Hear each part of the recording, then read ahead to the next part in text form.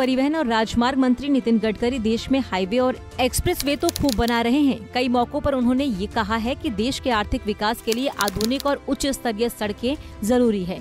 सरकार के सड़क परियोजनाओं से रोजगार के भी अवसर बढ़ते हैं, लेकिन जिस तरह से देश में सड़क हादसे लगातार बढ़ रहे हैं, इसके बाद तो हम यही कह सकते हैं कि सरकार का ध्यान अब सड़कों पर होने वाले हादसों की ओर किया जाना ज्यादा जरूरी हो गया है। देश में जिस तरह सड़क हादसों में आए दिन लोग अपनी कीमती जान गंवा रहे हैं, उससे तो यही कहा जा सकता है कि सड़कें भले कितनी सुविधाजनक हो जाए, लेकिन उस पर सावधानी से चलना आपकी जिम्मेदारी है। सड़क हादसों पर एक बार नजर डालें तो आप देखेंगे कि बीते 10 दिनों के भीतर कई ऐसे गंभीर सड़क हादसे हुए जिनमें कई सारे लोगों को अपनी जान से हाथ धोना पड़ा। लेकिन सरकार अब इस पर क्या सख्त कदम उठाएगी, ये देखने वाली बात होगी। आइए आपको बताते हैं उत्तर प्रदेश में पिछले 10 दिनों के भीतर ऐसे सड़क हादसों के बारे में जिसमें ट्रैक्टर ट्रॉलियों में सफर करते वक्त कई लोगों की मौत हो गई।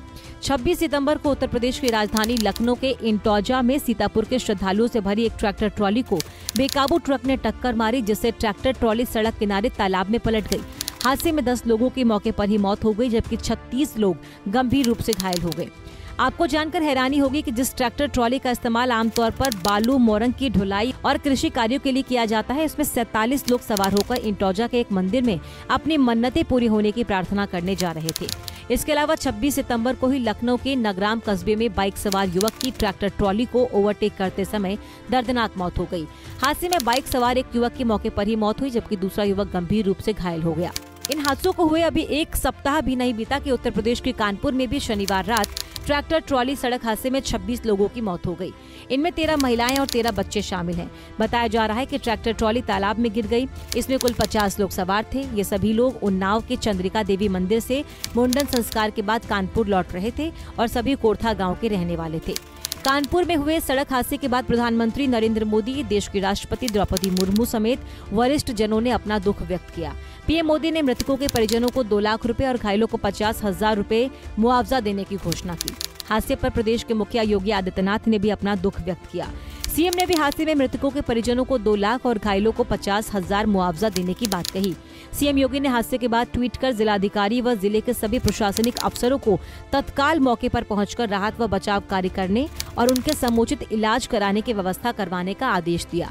सीएम योगी ने एक और ट्वीट में प्रदेशवासियों से अपील की है कि ट्रैक्टर ट्रॉलियों का उपयोग केवल कृषि कार्यों और माल ढुलाई के लिए ही किया जाए, इसमें सवारियों को न बिठाया जाए।